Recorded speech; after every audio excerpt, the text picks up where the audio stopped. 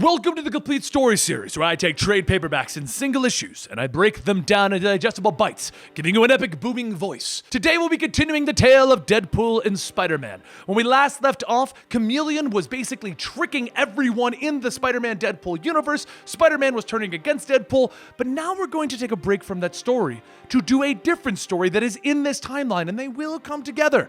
It's called Oldies. Let's have a look at how Deadpool and Spider-Man live as old men. I think they fart a lot.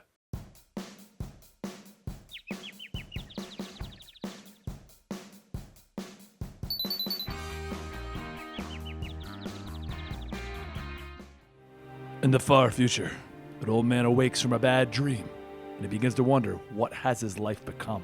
He's an old man bound to a wheelchair who takes pictures of falling leaves.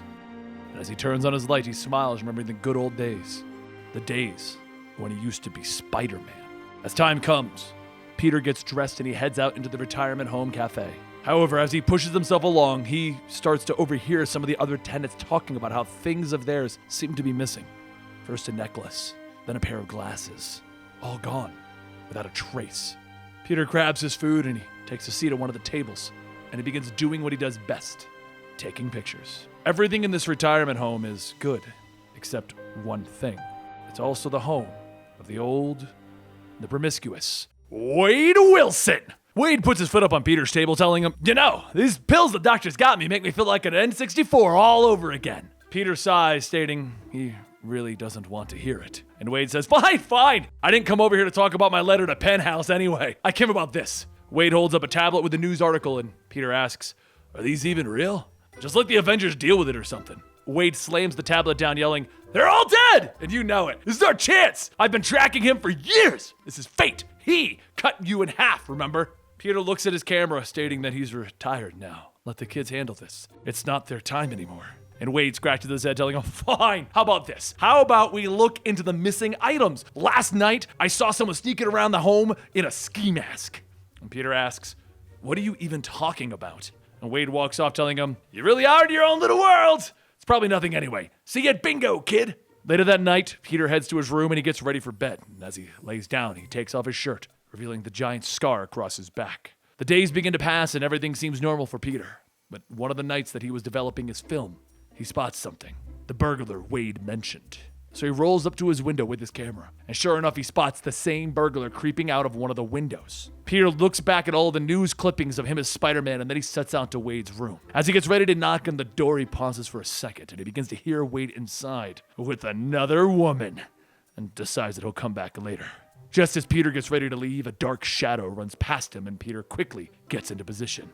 Up ahead, the burglar begins to look for a way out, and as he steps into another hall, Peter, who is still in his wheelchair on the wall, says, "Those shoes really don't match his mask." He then springs off the wall, elbowing the burglar in the face, and when he gets back up, the burglar punches Peter's teeth out, knocking him away. He gets up, launching himself with his arm, spinning around, knocking the burglar with his wheelchair. After jumping on the burglar and headbutting him, Wade reaches down, grabbing Peter's teeth, stating, "See? Doesn't that feel good?" Peter snatches his teeth back from Wade, and Wade pulls the mask off of the burglar and says, "It's the janitor. This is some Scooby-Doo stuff right here." One security guard comes by to grab the janitor, and Wade rolls Peter away, telling him, "Admit it, it felt good to get that guy again, right?" Peter looks at his hands, and he tells him, It felt amazing!" As Wade takes Peter back to his room, Peter looks at all of the hero and villain tech and asks, "Did you really keep all this stuff?"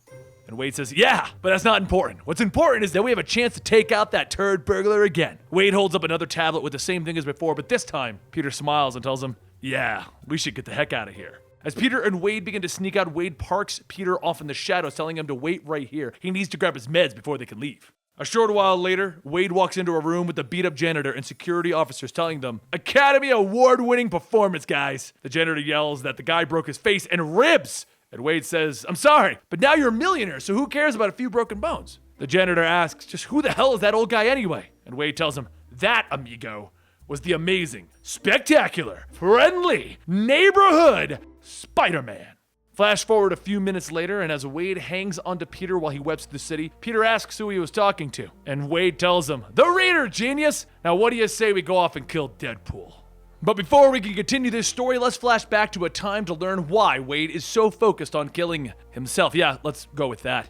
It was just after a fight when Peter had been slashed in the back by what he thought was Wade. Wade told him to hang on so that he can get help, and Peter said it's okay. He knows it wasn't the real him. Wade says that someone must have cloned him, and when he finds out who, but Peter told him it's okay. Let him say one last joke thought. Wade begins to pull the mask off of Peter, and Peter asks, "What's a superhero's favorite part of a joke?" The punchline. As much as Wade holds back, he can't help but let out a chuckle, and soon both him and Peter are laughing. And as they do, Peter's laugh fades, and Wade is left knowing that his one and only true friend has died. Now back to our originally scheduled story. Wade wakes up on the rooftop screaming at a dream that he had about Peter's death, and he begins to hear Peter waking up next to him. Before Peter wakes up, though, Wade takes out the needle that was connecting the two of them together, and he tells Peter to just get some rest. He's gonna need it. A few moments later, Peter wakes up and asks what did he miss, and Wade finishes cooking breakfast, telling him, "Nothing. No sign of jerk faux pool. How was your sleep?" Peter rubs his arm, telling him that his arm feels kind of funny, like something bit him. The two begin to eat breakfast, with Wade stating, "Well, I didn't bite you.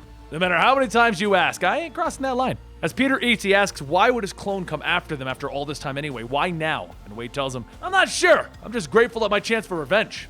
Once breakfast is over, the two heroes go to search for faux pool, and as the night comes, Wade looks into the sky and says that he thinks that he found them. But he can't believe that he's still using the old SHIELD helicarrier that he totally did not steal. Just then, a large container shoots down onto the ground, and faux pool steps out stating, "Hey there, Golden Girls! Visiting your future final resting place?" Wade grabs his katanas and he lunges at faux pool, yelling, "How dare you take the Golden Girls' names in vain for B.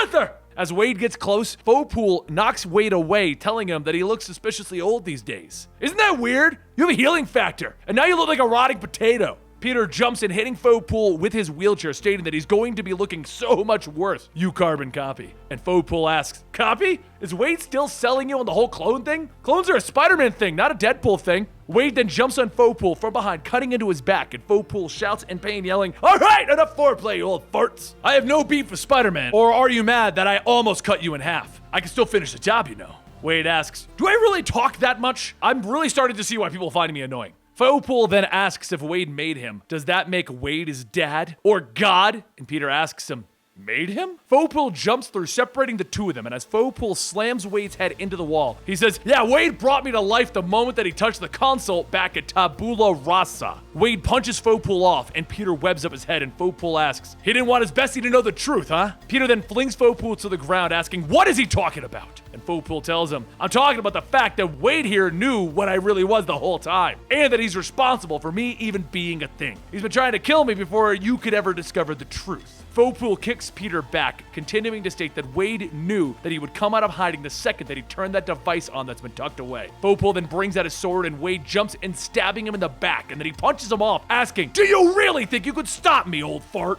Faux pool then jumps on Wade, and Wade yells to Peter to take the device out of the bag. Peter reaches in, pulling out a small green device, and then faux pool asks, "Did you really think that I was sitting around waiting? I was building." Peter flips the switch on the device, and it stabs into faux pool, and suddenly faux pool begins to become electrified. As the electricity burns him, it begins to show that faux pool is in fact a robot. And Peter says, "Wait, he was a robot?" And Wade tells him the politically correct term would be life model decoy. It's the things that Chameleon unleashed all those years ago, and he's right. This is all my fault. Before Wade could go on, though, faux pool begins to laugh, telling him, "I've been looking for that device for decades. Who would have thought that you would have just brought it to me? You may have thought that the device was my kill switch, but it's actually my on switch." And just as he says that, a swarm of fake life model decoy Deadpools jump out of the helicarrier, descending upon them. As soon as all of these faux pools land, Peter and Wade begin to escape, and Wade begins to shout, "I know a place that we can go." And as soon as they turn outside of an alley, another group appears, and Peter says that he has an idea. He webs up one of Wade's katanas, and he swings it, cutting through a large group of the fake Deadpools. While Peter does his thing, Wade says, "You know, I'm filled with mixed emotions right now. On one hand, I've always wanted to see Spider-Man go on a murderous rampage. That's what most of my fanfics are about, to be honest. But on the other hand, you're slicing and dicing copies of me, which is actually some other fanfic I was writing."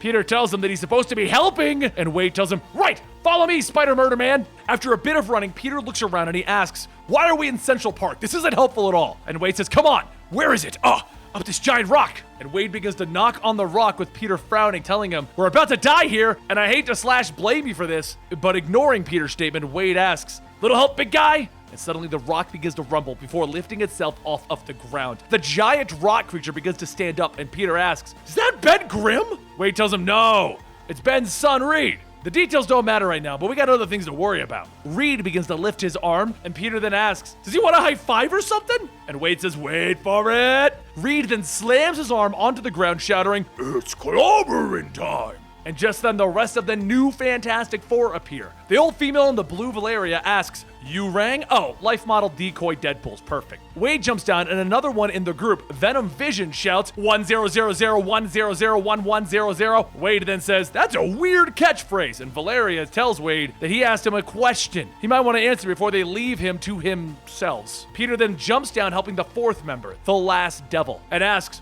who are you supposed to be?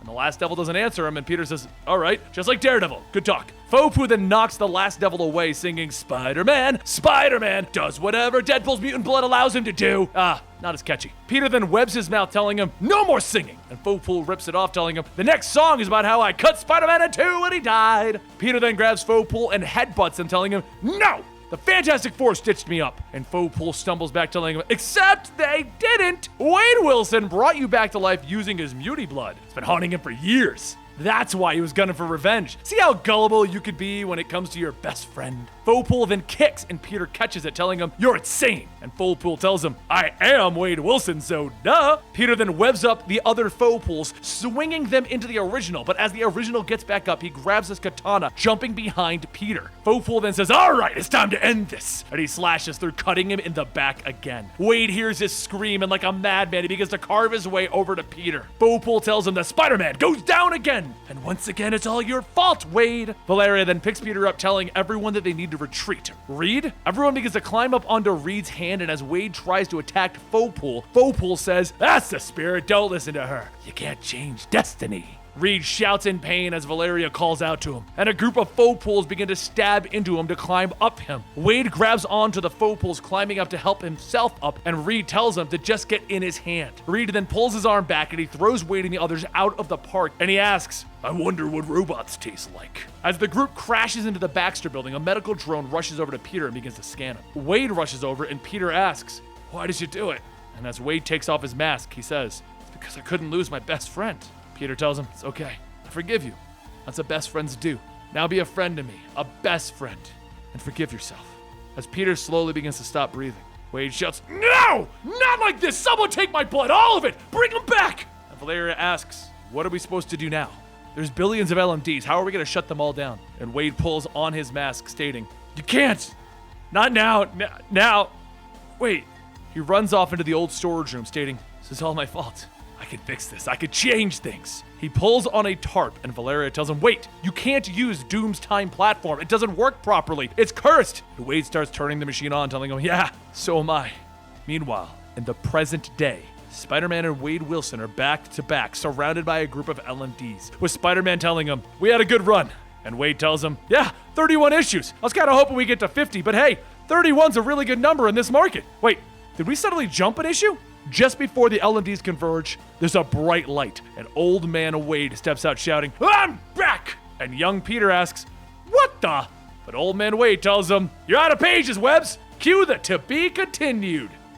And there you have it. The story is getting kind of confusing, but if you subscribe to our channel right here at Comicstorian, we will keep you up to date on the Deadpool Spider-Man storyline in which they fight off against LMDs, and they fight off against various things, such as old people and other versions of themselves and all kinds of crazy storylines. We will keep it sorted out for you, so make sure you subscribe. All right, I need you to do me a favor. Go over to my Twitter and hit @Comicstorian and hit follow on me. Then I need you to tag me and @ComicsExplained and just say, hey, Rob, we love you to death, but Benny's better. Just do that. Just go on over to Twitter. Just send that out there. Rob doesn't believe that you guys would do it. I'm proving a point here.